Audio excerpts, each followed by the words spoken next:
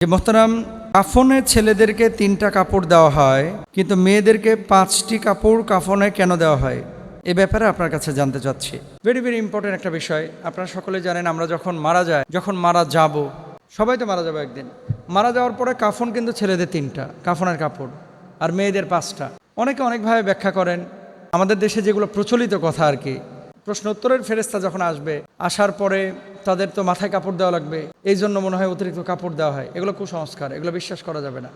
মূল যে কথাটা, আম্মাজান ফাতিমাতুজ জাহরা রাদিয়াল্লাহু তাআলা আনহা তিনি বলেছিলেন আলী রাদিয়াল্লাহু তাআলা আনহু যে আমার ইন্তেকালের পরে আমার লাশটা যেন রাত্রিবেলায় দাফন করা হয়।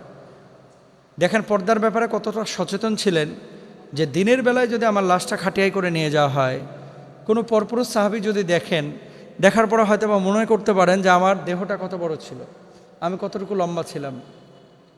এটাও যেন মানুষ আঁচ করতে না পারে, এই জন্য তিনি ওসিয়ত করেছিলেন, বলেছিলেন যে আমার লাশটা দ্রুত এবং রাত্রিকালীন সময় দাফন করতে।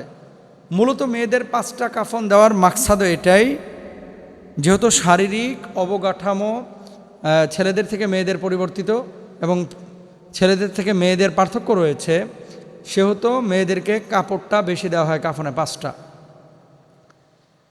কারণ মেয়েদের বুকের স্ট্রাকচার ছেলেদের থেকে আলাদা, মেয়েদের কোমর আলাদা, মেয়েদের মাথা চুলের হুকুম ছেলেদের থেকে আলাদা। এই জন্য মূলত এই অতিরিক্ত কাপড়টা দেওয়া হয়। এখন এখান থেকে শিক্ষাটা কি? পর্দা হচ্ছে জীবিত মানুষের জন্য। কাফন দেওয়াটা আপনার উপরে ফরজ না, যারা দাফন কাফন করবে তারা এটার ব্যবস্থা করবে, আঞ্জাম দেবে। যদি কোনো কারণে কাফন না পাওয়া যায়, ঘাস পাতা লতা পাতা দিয়ে ঢেকেও কিন্তু দাফন কাফন করা যায়।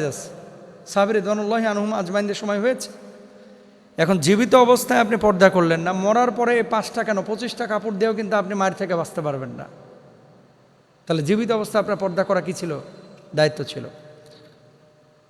জিলবাব আমরা যে বারবার বলে থাকি, জিলবাবটা কি জানেন? কোরআনুল কারীম থেকে যেই পোশাকের কথা বলা হয়েছে, জিলবাব হচ্ছে যা নির্দিষ্ট কয়েকটি অংশ ছাড়া গোটা শরীরই ঢাকা থাকবে। আপনার পায়ের পাতা, আপনার হাতের পাতা, হাতের তালু এগুলো ছাড়া, চোখ দুটা ছাড়া পুরো শরীরে ঢাকা থাকবে, এটা হচ্ছে জিলবাব। এখন আমার মা বোন যারা আপনারা আছেন, আপনাদেরকে 5টা কাপড় দেওয়া হবে, আমাদেরকে 3টা কাপড় দেওয়া হবে।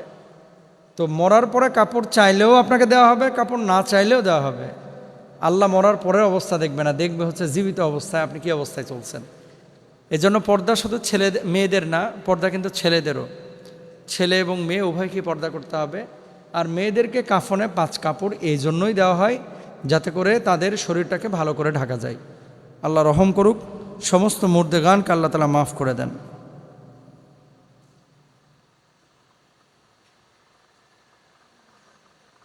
10টা হয়েছে না? দাঁড়াও।